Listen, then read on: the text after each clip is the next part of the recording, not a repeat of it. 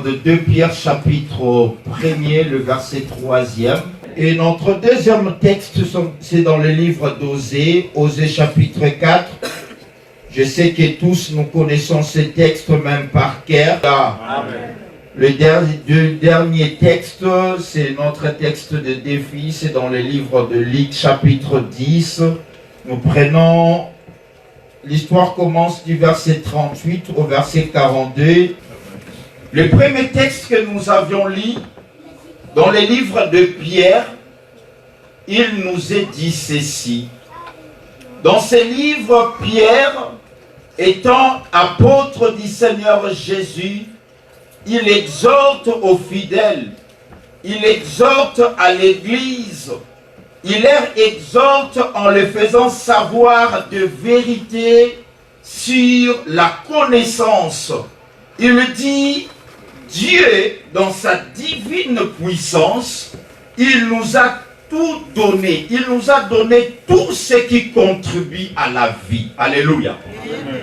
Je pense que tu es d'accord avec moi, il y a des choses qui contribuent à la vie sociale. Il y a des choses qui contribuent. Il y a des choses qui contribuent pour l'élévation d'une nation. Il y a des choses qui contribuent pour la stabilité d'une famille. Il y a des choses qui contribuent même pour la stabilité d'un foyer ou d'un couple. Il y a des choses qui contribuent pour la réussite d'une vie professionnelle. Alors, l'apôtre Pierre, il dit, Dieu nous a tout donné. Il nous a donné tout ce qui contribue pour la réussite de la vie et même de la piété. Mais tout ce qu'il nous a donné pour que nous puissions réussir à notre vie, c'est au moyen de la connaissance. Alléluia. Amen. La connaissance de celui qui nous a appelés. Alléluia.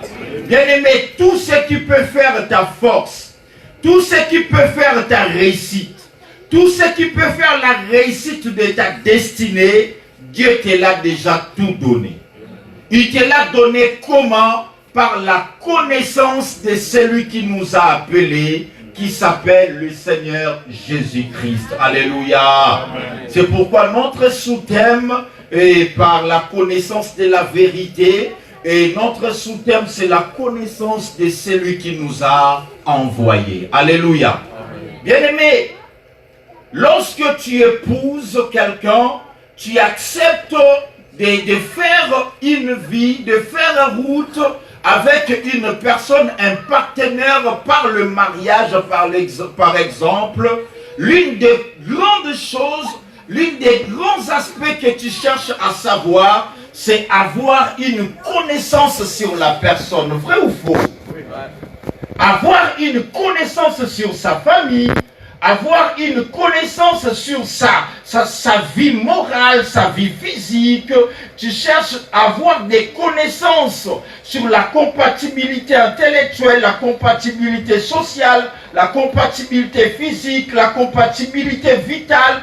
Tu cherches à avoir des connaissances, même sur la famille de la personne. Et l'Église, elle oublie aussi qu'elle est l'épouse du Seigneur Jésus-Christ. Le Seigneur Jésus, c'est notre mari, c'est notre époux. Si dans la vie physique, nous cherchons à avoir la connaissance avec la personne qui nous a épousés, avec la personne avec laquelle on accepte de tendre la main, à combien plus forte raison, celui qui nous a appelés en la personne du Seigneur Jésus-Christ, on ne peut pas chercher à avoir une certaine connaissance sur Jésus-Christ. Alléluia. Insistez en ce qui concerne la connaissance. Il insiste trop sur la connaissance. Il fait voir même que c'est la connaissance qui engendre la foi. Alléluia. Amen. Tu ne peux jamais prétendre être un homme ou une femme de foi si tu n'as pas la connaissance. Alléluia. La connaissance de quoi? La connaissance de celui qui t'a envoyé, de celui qui t'a appelé pardon. Alléluia. L'apôtre, il nous fait voir que la connaissance est l'agent de la foi. La connaissance unit les chrétiens à Christ. Alléluia. Si tu veux que ta vie soit unie à Christ, tu es appelé à avoir la connaissance. Alléluia. Tu me diras, pasteur, la connaissance c'est quoi? La connaissance nous fait revivifier. Des fois, les réalités de la vie nous disqualifient, nous met par terre, nous déclare disqualifiés, morts. Mais par la connaissance, elle vient encore nous revivifier. Alléluia. Des fois, on est abattu, on est découragé. Mais c'est la connaissance de celui qui nous a envoyés qui vient nous vivifier. La connaissance de celui qui nous a appelés, elle nous purifie. Elle ne se limite non seulement à nous purifier, mais elle nous transforme aussi. Alléluia. Amen. La connaissance de la vérité, elle peut transformer une vie vouée à l'échec, vouée à la perdition. Mais cette connaissance à la vérité, cette connaissance à celui qui nous a appelés, elle transforme de vie. Alléluia. Est-ce qu'il y a quelqu'un qui croit que la connaissance transforme? Amen. Alléluia. Amen. Et c'est pourquoi même plus loin, l'apôtre Pierre, en parlant de la connaissance, le chapitre 2, il martèle à ce qui concerne la connaissance. Il fait voir que la connaissance est tellement riche, vous êtes appelés à la protéger.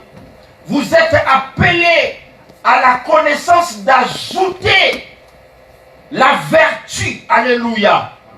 Et plus loin, il dit, il faut ajouter la modération à votre connaissance. Parce que la connaissance, c'est votre essence. Alléluia. Amen. Alléluia. Amen. Alléluia. Amen. La connaissance produit des effets qu'aucun effet ne peut produire dans ton âme. C'est la connaissance à celui qui t'a appelé. Bien-aimé, il n'y a rien que nous pouvons faire sur la terre qui ne peut remplacer la connaissance. Alléluia. Amen. Qu'est-ce que tu connais sur Jésus? Qu'est-ce que tu connais sur ton avenir? Alléluia. Amen. Jésus a dit à la femme samaritaine, si tu connaissais la personne qui te demande de l'eau. Il connaissait Jésus comme juif, mais il n'avait pas d'informations, de vraies informations sur Jésus. Alléluia. À combien plus forte raison nous venons à Jésus, à l'église. Nous connaissons Jésus comme celui qui sauve, comme le fils de Marie, comme celui qui a écrit la Bible, mais des connaissances approfondies sur Jésus, nous l'ignorons. Alléluia. Pour habiter dans une ville, lorsqu'on te propose même un logement, tu as besoin d'avoir des informations sur cette ville-là. Est-ce qu'il y a accessibilité sur le transport? Tu te dis dans ces logements-là, est-ce que le chauffage est commun ou le chauffage est individuel? Tu cherches à avoir des informations, des connaissances avant même d'habiter et pendant même tu es là. Tu continues à avoir des informations. Est-ce qu'il y a même pas des appels, des réductions des logements encore? Alléluia. Mais sur Jésus, nous ne voulons pas avoir de connaissances. Alléluia. Nous voulons juste venir à l'église, cela nous suffit. Or, j'aimerais dire à quelqu'un, cela ne suffit pas. Alléluia. Dieu, il dit dans le livre d'Osée, mon peuple périt parce qu'il lui manque la connaissance. Dieu, il dit, mon peuple, je l'ai rejeté. Pourquoi? Parce que ce n'est pas parce qu'il manque l'onction. Ce n'est pas parce qu'il manque la fréquence à l'église. J'ai rejeté mon peuple, non pas parce qu'ils ne lisent pas ma parole, mais j'ai rejeté mon peuple et même les prêtres parce qu'il manque là la connaissance. Alléluia. Amen. Alléluia. Amen. Tu peux venir à l'église, c'est bien, mais avoir ou développer la connaissance de celui qui t'a appelé, c'est mieux. Alléluia. Amen. Alléluia. Amen. Bien-aimé, connaître, c'est quoi? Connaître, c'est, quand on parle de la connaissance, c'est le rapport d'intimité. Alléluia. Amen. Alléluia. Amen.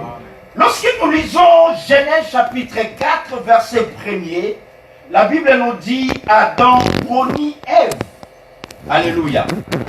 Dans le vrai sens, c'est l'intimité. Alléluia.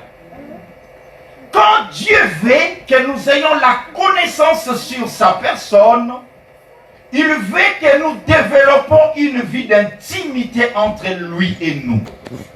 La connaissance, Dieu veut que nous développons notre intimité avec lui. Et il n'y a que l'épouse du Seigneur Jésus-Christ qui peut dire connaître Jésus. Et c'est pourquoi, dans ce contexte d'intimité, nous avons touché les textes de Luc chapitre 10. On nous parle de deux femmes. N'oublions pas que la femme dans l'église, c'est le type. Dans la femme dans la Bible, c'est le type de l'église. Alléluia. Moi et toi, nous sommes épouses du Seigneur Jésus-Christ. Et on nous explique qu'il y avait deux femmes. On sous-entend qu'il y a deux types d'épouses du Seigneur Jésus-Christ. Alléluia. Amen. Et Jésus était entré dans une maison, ça peut être Shalom. Et lorsqu'il est entré dans Shalom, il y trouve une sœur Marthe et une sœur Marie. Alléluia. Et lorsque Jésus entra dans cette maison, le problème c'était quoi? Le problème est que Jésus était bien accueilli dans cette maison. La Bible nous dit que Marthe, il a trouvé Jésus, il s'est dit, il peut y avoir faim. Je suis en train d'extrapoler ou de paraphraser. Elle n'a pas dit qu'il devait avoir, qu'il a faim, mais il s'est dit, il faut que je lui offre à manger. Marthe est allée dans la cuisine faire de quoi à manger à Jésus-Christ.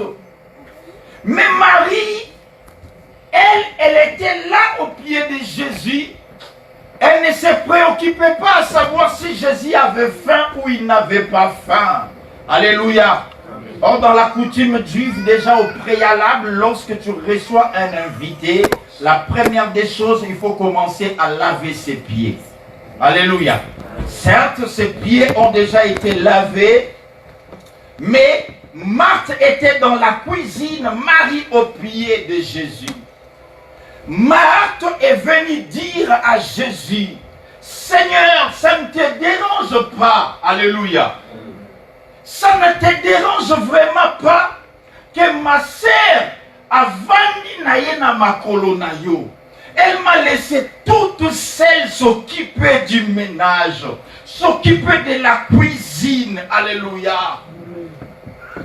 Car même qu'on a zone quoi, elle est là à tes pieds. Je pense, dans la vie normale, Jésus devait dire, Marie, si tu as un économie, si tu as Marthe, télémara kende na cuisine. Alléluia. Alléluia. Mais Jésus répondant contrairement, il lui dit, Marthe. Or, Marthe a une plainte, n'ayez pas Jésus. Alléluia. Jésus il fallait trancher ma lame ou l'ikamunaye, à départager bango. Mais Jésus a zongi par Marthe, il dit, Marthe, Marthe, toi là tu t'occupes pour peu de choses. Si Marthe était de mon pays, de mon peuple, il allait dire Alléluia. Alléluia. Tu te préoccupes de peu de choses. Plus loin, s'il faut analyser, on pourrait dire que Jésus a minimisé même ce que Marthe faisait. Alléluia. Amen. Les femmes pourront dire oui, passion kozika maboko kolambela mutu kozika. Mais au moins n'a pas ziki na été mais kaka kozika po yo kaka mama bamaloba na eki ziki sakama maboko. Nasika maboko. Alléluia. C'est juste une expression d'exprimer la douleur qu'elle ressent. Et bien aimé, Jésus a dit Marthe, cette douleur-là que tu as, toi tu te préoccupes, tu t'inquiètes, tu te préoccupes pour peu de choses.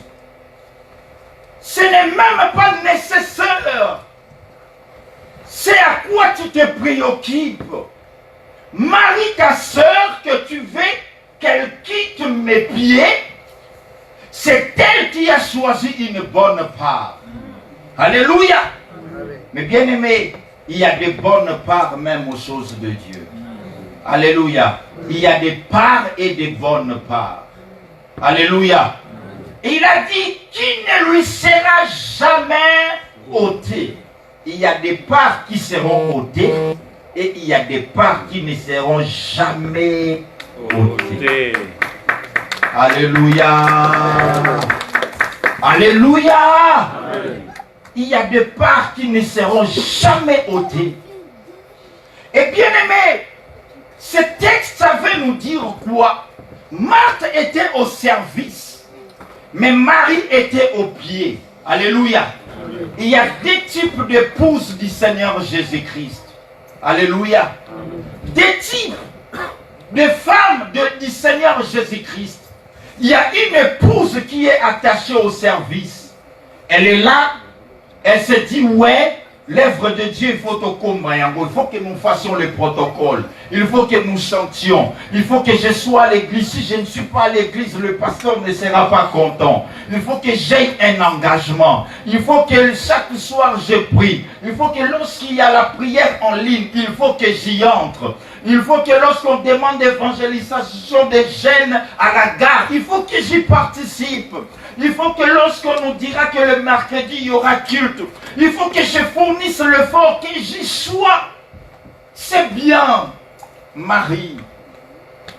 Mais ça ne se limite pas à ce niveau-là. Il faut être, le Seigneur ne cherche pas le service, mais le Seigneur cherche l'intimité. Alléluia.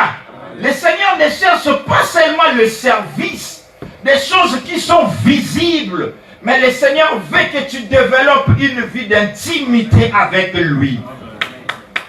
Alléluia. Amen. Église, développons l'intimité avec le Seigneur Jésus. C'est l'intimité avec Jésus qui t'amènera au ciel. Amen. Alléluia. Nous ne serons pas sauvés par rapport à nos œuvres. Nous serons sauvés par rapport à notre vie d'intimité avec Jésus. Amen. Alléluia. Amen. Développe ton intimité avec Jésus. Alléluia. On dit Jésus, on va Jésus. Alléluia. Amen. Développe ton intimité, bien-aimé. Lorsque nous voyons l'intimité, le souci de Dieu est que nous parvenons à être intimes avec lui. Alléluia. C'est ce que le Seigneur veut. Connaître. La connaissance, c'est être proche d'eux. Le Seigneur veut que tu sois proche de lui. Le Seigneur veut que ton âme soit proche de lui. Le Seigneur veut que ton cœur soit proche de lui. Bien-aimé, intimité, c'est avoir des informations sûres. Alléluia. Si on dit c'est l'épouse qui connaît de l'information sur l'époux, comme on a parlé de maman aimée, donc elle détient des informations sûres. Le Seigneur veut que nous parvenions à sa connaissance pour que nous ayons des connaissances sur lui, des informations sur Jésus. Alléluia. Dieu veut que nous ayons la connaissance sur la personne, sa personne. Le plus grand obstacle de notre liberté, c'est notre ignorance sur la personne de Jésus-Christ. Alléluia. L'Église, nous passons du temps, mais des fois, toujours s'inquiéter, toujours se soucier, Amen. Il y a un homme dans la Bible qui nous a écrit le livre qu'on a lu là, le livre de Pierre. Le frère Pierre, ou l'apôtre Pierre, la Bible nous fait voir dans le livre d'Actes chapitre 12, il y a un moment, il était arrêté. Lorsqu'il était arrêté, parce que le souci d'Hérode, c'était de finir avec l'Église. Alléluia. Amen. Il a commencé à tuer Jacques, qui était une colonne, l'une des colonnes de l'Église. Et lorsqu'il a tué Jacques, les peuples lui ont rassuré encore qu'il restait un certain Pierre, qui était vraiment la tête de l'Église. On a dit à Hérode, il reste Pierre. Pierre, c'est une tête de l'Église. Il faut toucher Pierre. Alléluia. Bien-aimés, lisons attentivement ce texte. La Bible nous dit la nuit qui précédait sa mort. La Bible nous fait voir que Pierre dormait. Alléluia. Amen. Lorsque tu lis bien ce texte, tu verras que c'est un paradoxe. Alléluia. Amen. Tu fais vraiment le critique du texte, tu diras c'est paradoxe. Comment une personne à la veille de sa mort, il peut dormir? Alléluia. À la veille de sa mort, en plus, Pierre était un parent. Parmi tous les disciples de Jésus, le seul des disciples qu'on a cité et qu'on a dit, sa femme, on a énuméré sa femme, c'était Pierre. Alléluia. Donc un parent, on l'annonce que le jour suivant, tu vas mourir. Il dort paisiblement, donc il y a des couacs. Tu es d'accord avec moi? Alléluia. Amen.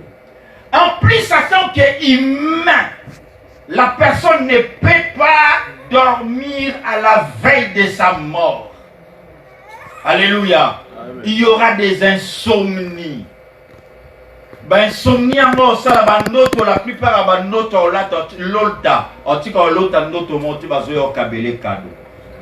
On t'a noto bon langaye, bon poignardé. J'ai toujours dit, lorsque Olingi Susumutu, Tozo Sepela Mutute, il est difficile, il y a l'autre comme un ange. L'autre est le roi d'Em. Alléluia. On a Zajoki, Manamona Matami, Ayakani Nazo Bendanga. Alléluia. Pour Ozo Sepelani Susute. Otika la jamais que l'autre est le ange, l'oiseau bimission dans les boulous.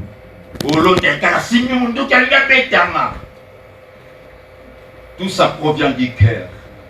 Alléluia. C'est pourquoi la Bible nous dit garde ton cœur plus que toutes choses. Alléluia. Ton cœur c'est un générateur de bien comme de mal. Et Pierre, en tant que parent, il dormait paisiblement. Paul dormait le jour qui précédait sa mort. Or, il devait être agité, il devait être dans l'anxiété, il devait être dans l'insomnie, mais lui, il dormait. Posons-nous la question, pourquoi Pierre dormait? Donc, Pierre Azalaki n'a pas garanti. Alléluia. Je me rappelle à une époque, dans mon pays, il y a un roulage à Tanguy, chauffeur Mokourouche. Chauffeur Wana, roulage à zone menacé, chauffeur à Vandikimia. chauffeur en a la libéré ngai. Libéré na roulage à boy. Et après on a compris ce qui faisait que Moutouana zala kimia pour zala na ba garantie. Moko Moutouana bengi. Et zala qui minitité une intervention équiti. Alléluia. Il était le chauffeur d'un pasteur. Ce pasteur-là, il est de la famille présidentielle. Alors, Banamoura Bakiti, ramasser roulage kaga oyotia kangakie, n'équipe nyon sa ba roulage. Donc, ce qui a fait que Moutouana zala calme, a ebati o esimbi. Alléluia. J'aimerais dire à quelqu'un là, tant de problèmes sont agités. Quand le ciel se noircit dans ta vie, ne te panique pas, mais sois confiant. Alléluia. J'aimerais parler à un Pierre ce matin. Pierre, ne t'agite pas pendant qu'on t'annonce que l'échec est fatal, pendant que les choses se compliquent, pendant que ton ciel continue à se noircir, pendant que les réalités semblent être compliquées. J'aimerais dire à un Pierre là. Alléluia. Amen. Dormir et ali attitude il y a confiance. Alléluia. Ne va batika na la lobi to tala makamba. Mutu soki asan calmete au monde même pongine comme à troubler.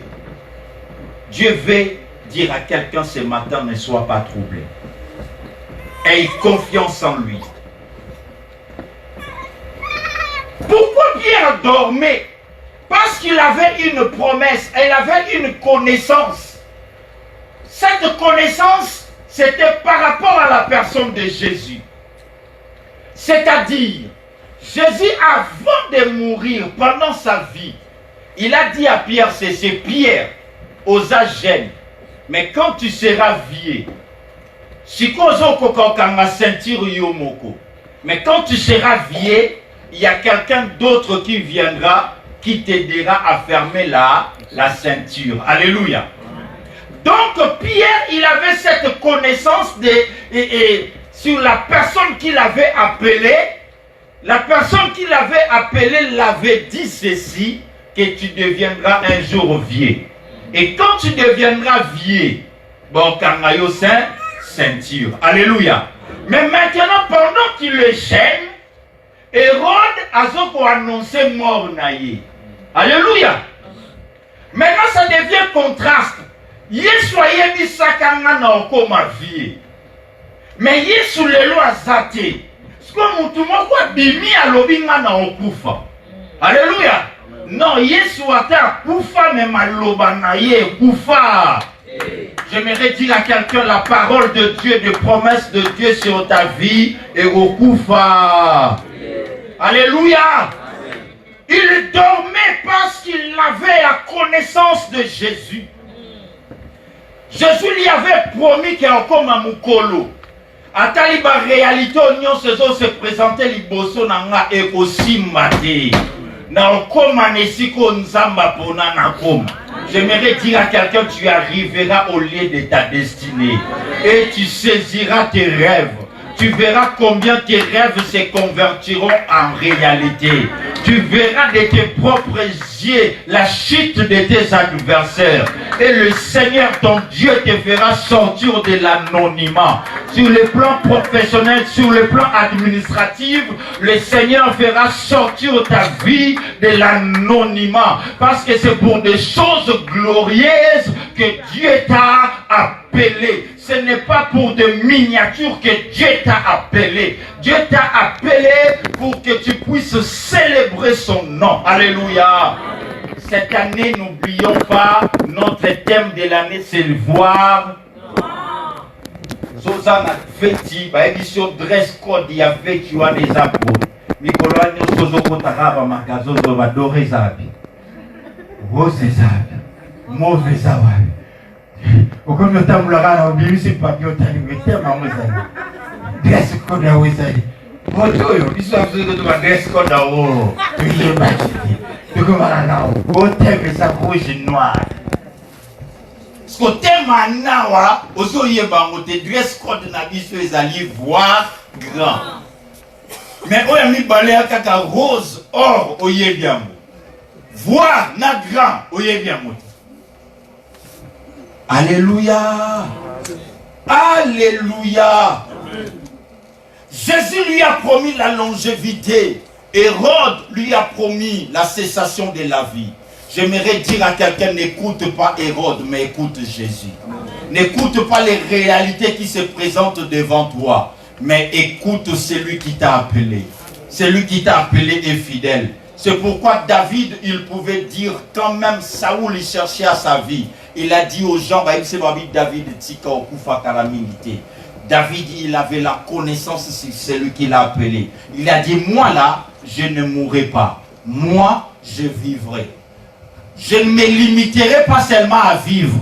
Parce qu'on peut vivre sans pour autant ne pas jouir de la vie. Il a dit, moi, je proclamerai les bontés de l'Éternel. Alléluia. N'écoute pas la médecine, n'écoute pas les gens, n'écoute pas les réalités de ce pays, mais écoute celui qui t'a appelé. Alléluia. Lorsqu'on a la connaissance de celui qui nous a appelés, on ne peut que dormir. Alléluia. On ne peut que dormir lorsqu'on a la connaissance, lorsqu'on a des informations, et ça nous pousse à plonger dans un profond sommeil. Alléluia. Alléluia. Quand rien ne marche, ne cherche pas tes ancêtres, ne cherche pas Papa Leki, ne cherche pas Noko, mais cherche la connaissance de celui qui t'a appelé. On acclame pour la parole.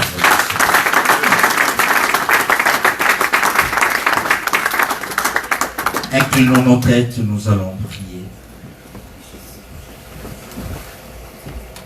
Dis au Seigneur, Seigneur, aide-moi à développer une vie d'intimité avec toi. Aide-moi à chercher dans ma vie, tous les jours de ma vie, à avoir des informations sur ta personne. Par rapport à ce qui passe dans ma vie, que je n'écoute pas le monde, mais que j'ai des informations sur ce que tu veux sur ma vie. Dis Seigneur, aide-moi à être proche de toi, près de toi, plus près de toi dans ma vie. Je suis trop près de mon téléphone. Je suis trop près de ma télévision. Je suis trop près de mes notes. Mais je suis loin de toi. Combien nous sommes loin de Jésus, bien-aimé? Combien de temps, combien de heures tu passes devant ta télévision? Combien de heures tu passes devant ton téléphone? Et combien de heures tu passes en intimité avec Jésus? Dis Seigneur, je vais développer une vie d'intimité près de toi en chaque instant, près de ta parole, près de ta face. Je ne veux pas me détourner de ta face. Si tu es conscient que tu étais loin de lui, tu n'étais pas proche de lui, répands-toi, bien-aimé. Répands-toi et demande-lui la force. Dis-lui, Seigneur, aide-moi à être encore auprès de toi, à me rapprocher encore de toi. C'est ce que Dieu veut de nous. Shalom. Dieu ne t'attend pas de toi des voyages. Dieu ne t'attend pas de toi de grosses sommes. Mais ce que Dieu veut de toi, il veut que tu t'approches de lui. Parce que tu es son épouse. Il veut te sentir en tout temps à côté de lui. Il a besoin de toi. Il a besoin de ta présence. Il veut te révéler des choses qu'il ne peut révéler à quiconque qu'à son épouse. Prions le Seigneur. Alléluia.